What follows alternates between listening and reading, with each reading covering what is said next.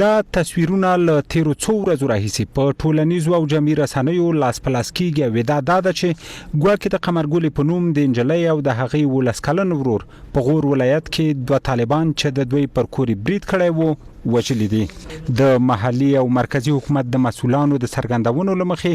د نجلۍ تر هغې وروسته د پلار ټوپک ته لاس کړ او پر طالبانو یې ډزې وکړې چې طالب وسلوالې کور ته ورغلل او مور پلار یې ترې ووژل. د ولسمشرۍ ماڼۍ په ګډون ډیرو دغه خبر تر لیدو وروسته قمرګلې ته د قهرمانې لقب وکاراوه او هغه حتی په دولتي هلیکوپټر کې خوندي ځای ته انتقال شوه.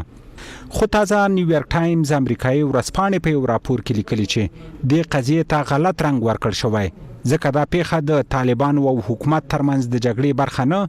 بلکې د شخصي خصومت پایله کې رامنځته شوې ده. په رپورټ کې د قمرګلې د کلیوالو په حواله ویل شوی چې د هغې پلار محلي قومندان او لور یې و بل قومندان ته ځان لپاره د دویم واده په بدل کې ورکړی و خو په دې وروستیو کې اختلاف پیدا شوی و. په رپورټ کې ویل شوی چې د قمرګل لخوا په 2 وژل شوو کسانو کې یو د هغې خپل نامزاد محمد نعیم دی.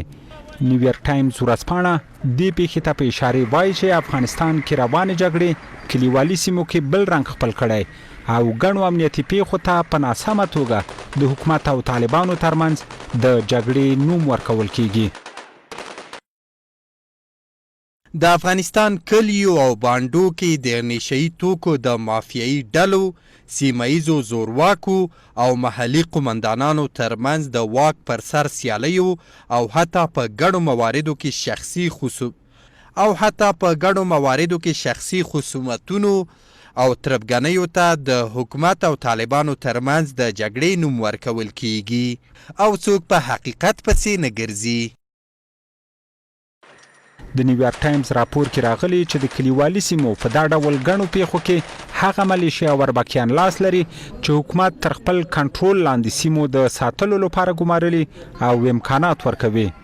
د غور تیوره ولسوالۍ کې هم دا ډول ملیشې فعالې دي او داسې ویل کېږي چې د قمرګلې پلار شاګل رحیمي هم له دغو ملیشو سره همکاري درلوده.